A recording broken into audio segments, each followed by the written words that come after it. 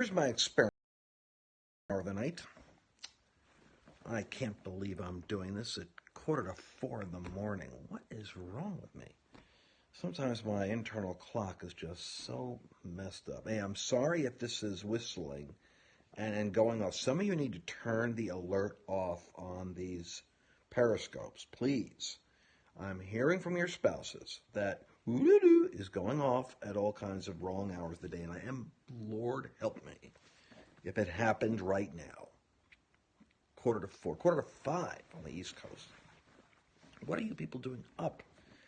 I can't believe it.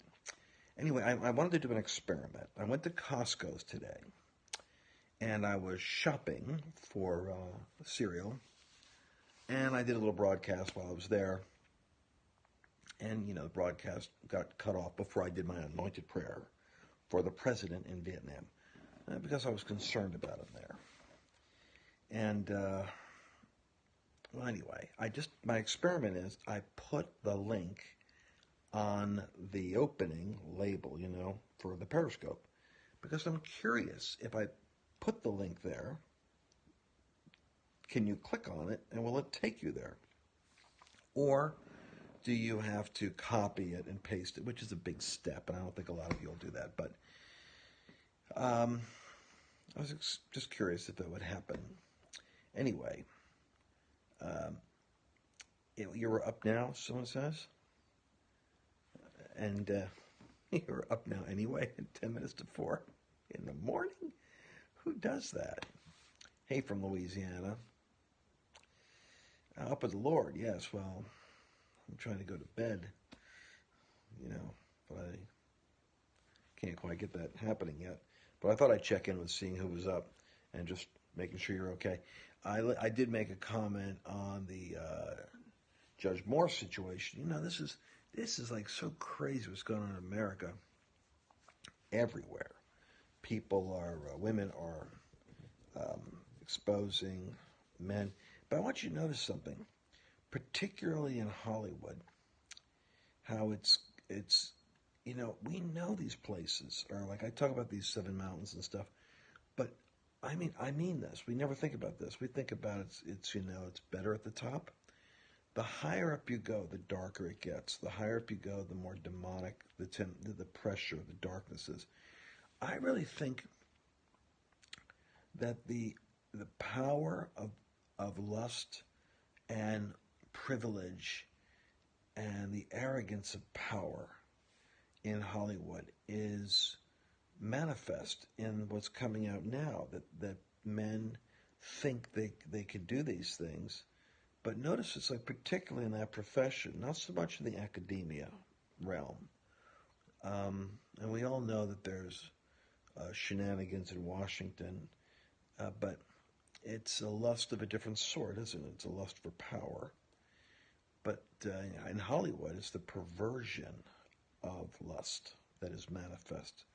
I just think it's a reflection of the principalities that people deal with over these areas. And the fact that it's being exposed, I'm telling you, is because the merciless assault on the president produced the spiritual backlash.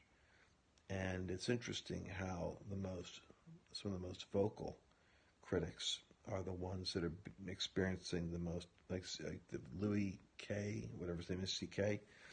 Now he's just like, he's been the most foul-mouthed and obnoxious and loud and yelling, kind of a comedian, liberal against Trump.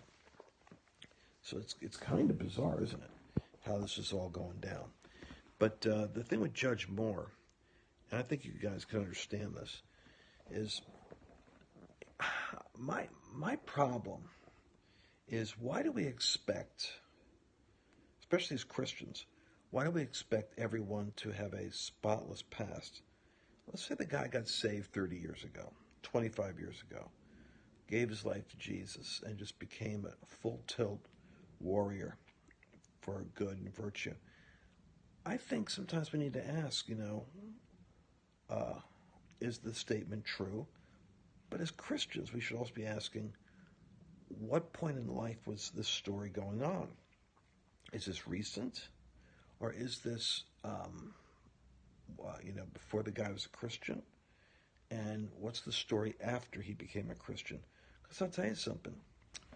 I'm not, if Bob Menendez right now is being tried, and part of it I think involves some allegations, sexual allegations with a young girl, similar situation, teenager or something, and nobody's even hearing about it. He's a Democrat. No one's hearing about it. Judge Roy Moore is against the LGBT agenda, so he's going to get the ultimate Jezebel manifestation on him. And I don't know whether, I assume, he's telling the truth, but suppose he isn't. I don't know the full story about whether part of the allegation is true or none of it's true. None of it can be proven. My point is, what if a guy became a strong believer after that, 30 years ago? But here's the other point. This is the part that I really want to say, because you can all jump on me for that one. My wife would even jump on me for that one. But Bill Clinton, when he's dealing with Monica Lewinsky, who was 19 years old, 20, you can't prove anything unless you've got a blue stained dress, a tape recording, a full confession, and fingerprints. I mean, think about this. When it comes to Democrats, you need to be almost an impossible standard of evidence is required. When it comes to a Republican, you only need a 40-year-old, a 38-year-old, or ancient, memory of something that hasn't come out in 38 years or 35 years. And coincidentally comes out to the same New York Post that has been against you from the first day. So it's going to feel bad about that whole situation, because the president does need to hold the Senate. And we're going to really be working.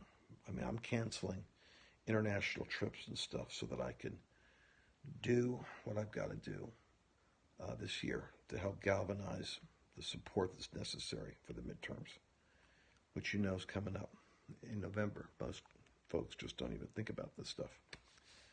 Anyway, check out that link. See if it works. And if it does, you'll enjoy the journey with me in Costco today. I love you guys. Get some sleep. God bless you. I'll talk to you later. Talk to you soon. Sherry Horton, what are you doing up, man? I can't believe you're up. And how do you turn this off?